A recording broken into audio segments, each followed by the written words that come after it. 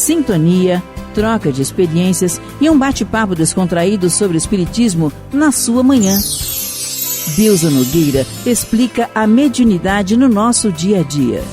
Começa agora, na sua Rádio Rio de Janeiro, o programa Conversando sobre Mediunidade. Olá, amigo ouvinte da Rádio Rio de Janeiro. Meu nome é Bilza Nogueira. Estamos nós conversando sobre mediunidade. E temos aquele convite a fazer.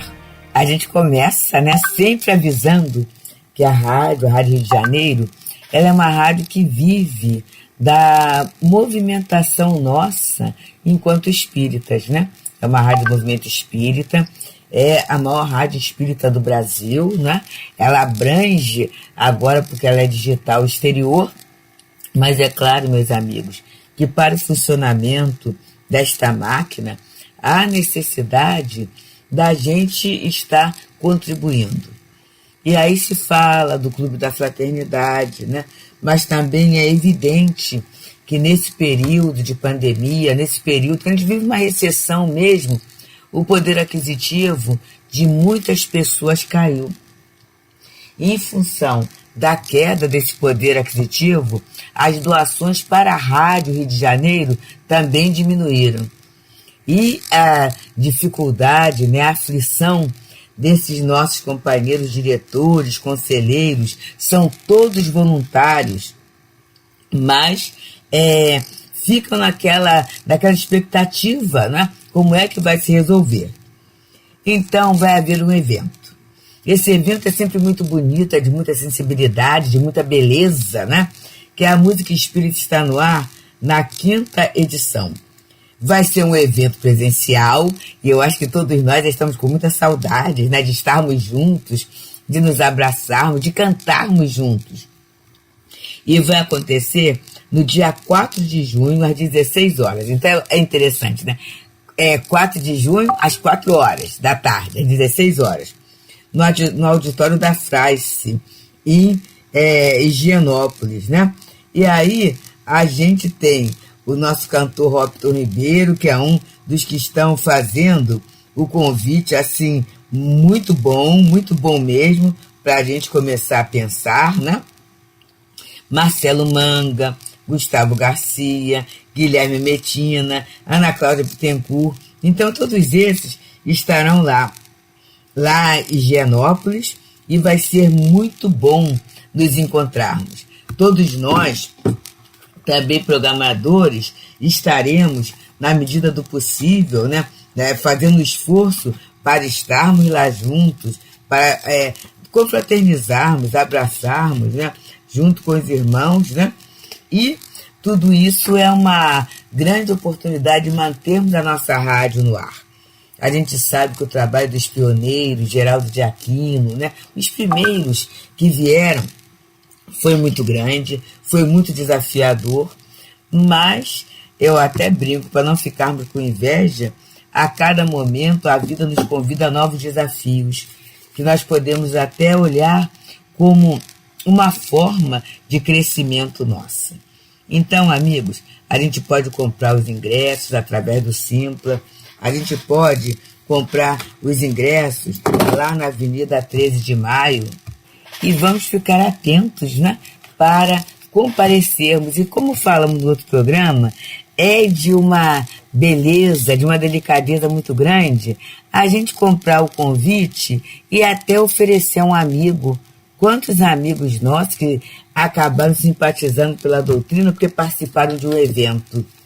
E através do evento eles conheceram pessoas, viram o movimento de fraternidade, de acolhida que existe entre nós, e a partir daí até se interessaram em conhecer mais a doutrina, em conhecer a casa, em ler livros, Então é uma forma também de divulgação da doutrina, de convidar. Compre um convite, presenteie alguém, para que esse alguém esteja lá, no dia, e aproveite essas vibrações da música, a boa música espírita, que com certeza tocará os nossos corações. Bem, então agora que já começamos conversando mesmo, sobre a nossa rádio, e conversando sobre a mediunidade, é um horário da nossa Rádio Rio de Janeiro, que a gente conversa sobre alguns aspectos da mediunidade. E estamos observando em Leon Denis, na obra No Invisível, que é uma obra que ele trata muito de mediunidade, né? Aplicação moral e fruto do Espiritismo. É o capítulo 11. E nós vamos continuar a ler e conversar um pouquinho. O Espiritismo, sabiamente praticado, não é somente uma fonte profunda de ensinamento. É também um meio de treinamento moral. Olha, meus amigos, e é treinamento mesmo. Hoje mesmo, no programa gravado, né? Nós estamos gravando aqui no domingo de Páscoa. Nós ouvíamos no Teresa d'Ávila, que a gente tem através do YouTube, do canal do Centro Espírita Fraternal Teresa d'Ávila, 15 minutinhos de encontro com o Evangelho. E era falado sobre a questão do perdão. E o nosso Adalto, nosso querido amigo Adalto, falava sobre o capítulo 10, Bem-aventurados que são misericordiosos, em que ele falava sobre o perdão 70 vezes 7. E aí a gente começa, né, a pensar assim, meu Deus, como é que é isso, né? Quais são as mágoas que a gente às vezes carrega? E até a nossa visão enquanto aprendizes, porque o aprendiz ele tem todo o direito de errar, porque o erro faz parte da aprendizagem, o erro é um movimento de tentativa de execução de algo. Então, e aí a gente vinha pensando sobre isso, né? Vínhamos ouvindo essa fala do nosso irmão Adalto e vínhamos analisando na nossa vida sobre aquilo que tem peso, sobre aquilo que não tem peso, né? Quais são as nossas prioridades? A que fatos a gente está dando uma boa relevância? Então, isso é o treinamento moral. É quando eu começo. Primeiro eu trabalho intelectualmente, né? Pensando. E depois eu vou tendo, assim, estruturas para tomar decisões na nossa vida. E aí eu começo a perceber que o tempo é meu, o tempo é meu, né? E que da utilização do tempo eu terei um fruto mais maduro ou não, dependendo dessa minha maturidade, dessa minha presteza na utilização do tempo. Então é treinamento moral mesmo.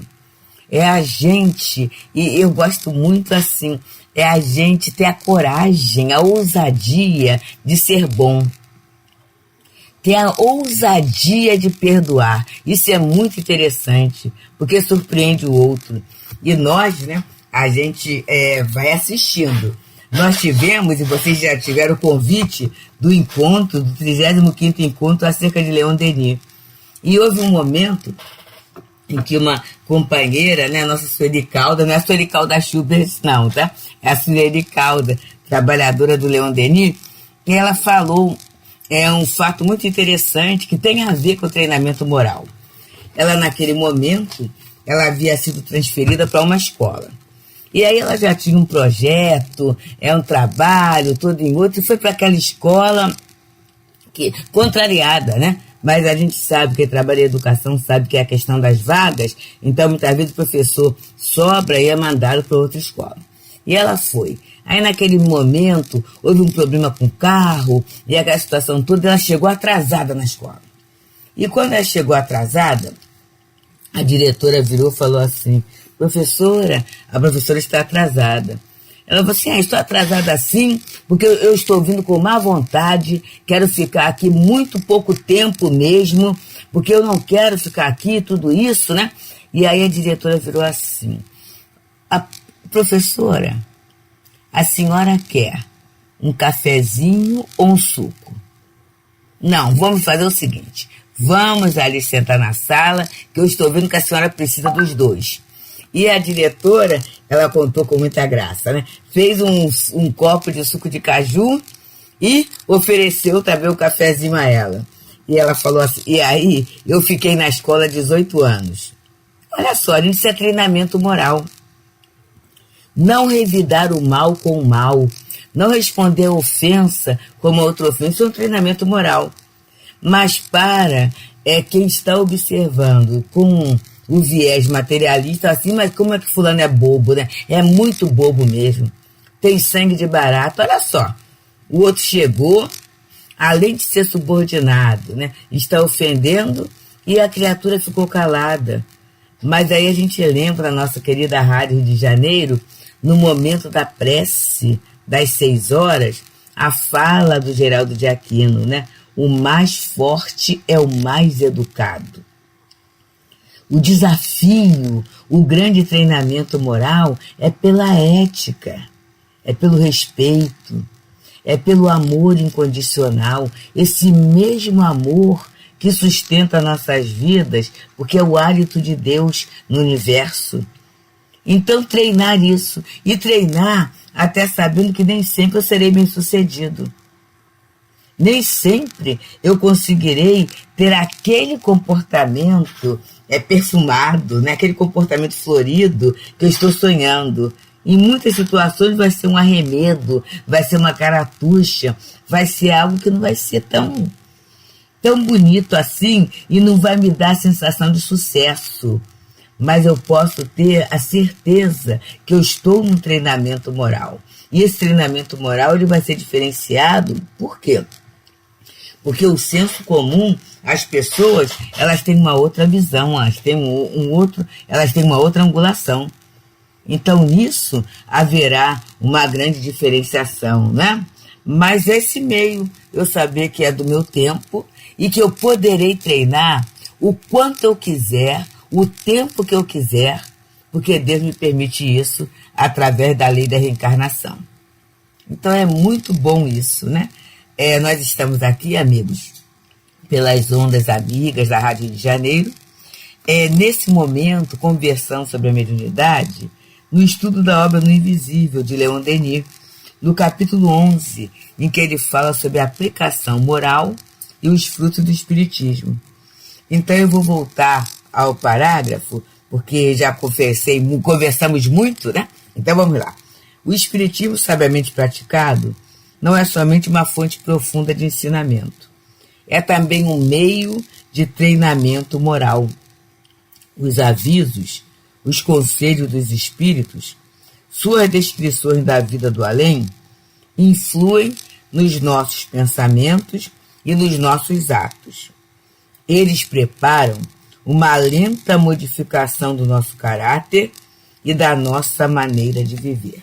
Meus queridos, mesmo muitas vezes sendo um arremedo de virtudes, mas hoje todos nós que estamos morejando na seara espírita, já podemos observar que em muitas circunstâncias o nosso comportamento é diferenciado daquilo que já estávamos acostumados em nós mesmos. E a gente, em algumas situações, é tão surpreendente de falar assim, meu Deus, olha só, eu estou até me estranhando, causa um estranhamento, né? Por quê? Esses avisos, esses conselhos, essas descrições da vida do além, elas vão mexendo com a gente. É por isso que, novamente, né, vai ser reiniciado o estudo das obras de André Luiz, começando de nosso lar, por 2 outros companheiros, e aí eu acho fantástico isso, né? O Marco Antônio, a Tereza Cristina, isso é muito importante, porque assim, é um novo tempo. Às vezes a pessoa assim, faz a reprise, mas quando foi feito, tínhamos uma outra contextualização, uma outra realidade, uma outra experiência. Agora, estamos vivendo uma experiência nova. Então, temos uma linguagem nova, um pensamento novo, fatos novos, né? Nessa interpretação riquíssima dessa obra de André Luiz. E aí, eu sempre digo, meus queridos, essa consciência da vida espiritual, e aí eu vou falar particularmente da minha visão, né? Ela tem sido assim norteadora, consoladora, como, meus amigos, no momento em que meu filho desencarnou, esse estudo sobre a vida espiritual e a prática mediúnica no socorro espiritual me consolou muito, porque eu sabia Eu tinha certeza das providências que seriam tomadas em relação a ele. Então eu estava segura nisso. Então esse estudo, esse aviso, esse conselho, essa visão da vida espiritual que faz com que, passando um momento de dificuldade material, muitas vezes dificuldades morais, incompreensões, a gente sabe que vai passar. E a gente sabe que o teste é para cada um de nós. Para a gente saber exatamente qual é a minha posição, qual é a posição que eu vou tomar, e sabendo que, dependendo da posição que eu tomo, eu terei uma consequência futura. Tudo isto são bases, são pilastras que fazem com que a gente vá deixando de erguer a casa sobre a areia das ilusões e vá se esforçando bem na aquisição desse material sólido, desse material robusto, para construirmos a nossa casa, essa casa moral, que diante da dificuldade, do desafio da vida, ela não será derrubada, ela permanecerá em pé, de pé. Então isso é bem importante para nós. Então essa modificação de caráter que o Leon Denis fala que é lenta, claro que é lenta. A aquisição de virtudes, ela tem a ver com a modificação da nossa escala de valores. E a gente só consegue, não é, transformar um valor a partir da experiência. Então eu vou experimentando e a partir daí eu vou estruturando esses valores, né? E ele continua dizendo assim, Denis: nada é mais impressionante do que ouvir, no decorrer das sessões de evocações, a narrativa, a confissão das angústias experimentadas pelo espírito que empregou mal sua vida terrestre. Do egoísta, que apenas encontra a indiferença e o vazio em torno de si.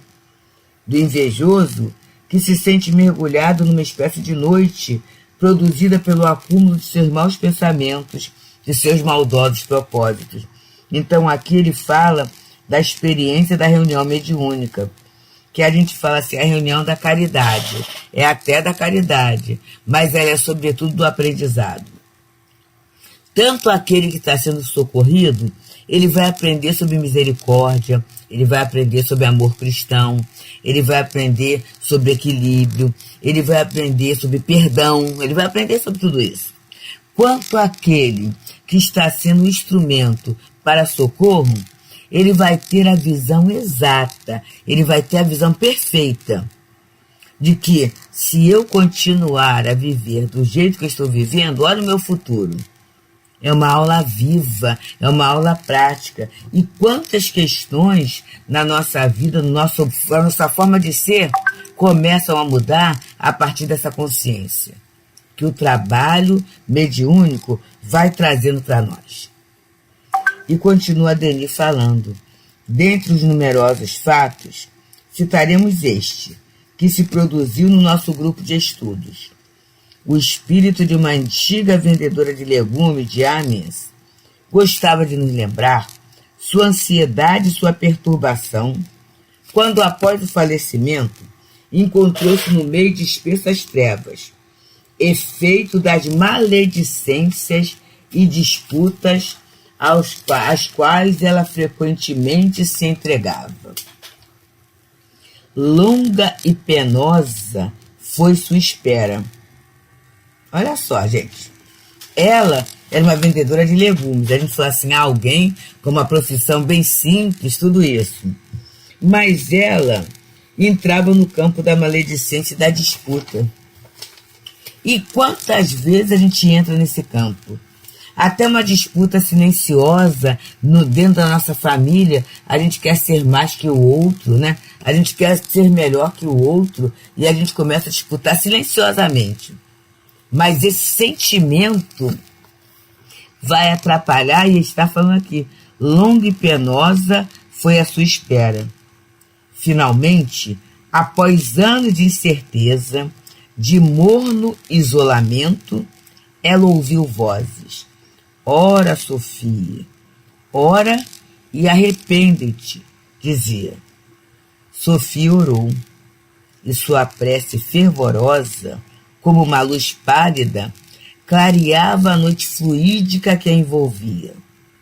Segundo a expressão, o negro se tornava cinza, de um cinza que ia se atenuando cada vez mais, até que tivesse descoberto a liberdade relativa dos espíritos pouco adiantados. Olha que interessante. Ela foi convocada à oração. Por quem? Por seu guia espiritual, por algum espírito superior, para ela sair daquela teia que ela mesmo se enredou, porque a maledicência não é uma teia. Então ela mesmo se enredou naquela teia. E a disputa, né, na verdade, é a nossa insegurança acerca do amor de Deus que nos envolve. Então essa insegurança faz com que a gente entre no campo da disputa, querendo o lugar do outro, sem saber, né, que cada um de nós tem a dignidade do seu lugar. E aí, Leon Denis fala, não há aí um exemplo para se guardar? Notemos, sobretudo, que a descida do espírito no mal fatalmente implica numa diminuição proporcional de liberdade. Os pensamentos e atos criam em torno da alma culpada uma atmosfera fluídica sombria que se condensa, se contrai pouco a pouco e a encerra numa prisão. Vemos na Terra uma aplicação dessa lei de equilíbrio moral e de justiça nas enfermidades cruéis, a privação dos sentidos, as paralisias prolongadas, que frequentemente são as consequências do passado, a repercussão longínqua das faltas cometidas. Voltemos a Sofia, diz Leon Denis. Durante 5 anos, esse espírito participou dos nossos trabalhos e, embora pouco adiantado, suas comunicações e suas opiniões não eram destituídas de interesse. Com muita antecedência, ela nos anunciou sua reencarnação na cidade em que havia morrido. Olha que interessante. Havia morado, desculpe. Atualmente, ela retomou um corpo terrestre. Tornou-se o primeiro filho de pobres artesãos, o mais velho de toda a sequência de pequeninos seres, cuja vinda ela predisse, preparando-se assim uma existência obscura e laboriosa que facilitará seu adiantamento e cujas vicissitudes serão temperadas pela posse de uma bela faculdade mediúnica. Então ela viria médium, irmã mais velha de outros irmãos, pobre. Então a gente imagina assim, a quantos trabalhos, a quantos cuidados ela seria convocada. E é interessante que os muitos trabalhos, né, evita que ela caísse novamente na maledicência, né? Ela era mais velha, ela ia disputar o quê? E ainda tinha na mediunidade, na comunicação dos espíritos, um meio de serviço. Então, a reunião mediúnica deu a ela consciência, né? Estabeleceu laços com a oração sincera, com as amizades sinceras, e a partir daí, né, ela está pronta para uma reencarnação que haverá de ser vitoriosa, né? Quer dizer, tudo sendo planejado para dar certinho e para ela estar muito bem. Então, que a gente pense e aproveite muito, meus amigos. A rádio tem nos trazido muitas oportunidades para refletirmos sobre a obra de André Luiz, sobre a obra de Pedro de Camargo, de Vinícius, sobre a obra de Paulo de Tarso. A gente está tendo muita oportunidade nessa encarnação para refletir. E nessa volta dos trabalhos mediúnicos presenciais, também que a gente possa ter um novo olhar após esse momento de dor, para que a gente possa aprender com os espíritos. Aprender o valor do amor, o valor do perdão, o valor da paciência, o valor da oração, o valor da coragem e da ousadia de sermos melhores, de sermos bons, de adquirirmos virtudes. Pensemos nisso, amigo. Muita paz. Deusa Nogueira explica a mediunidade no nosso dia a dia. Programa Conversando sobre Mediunidade.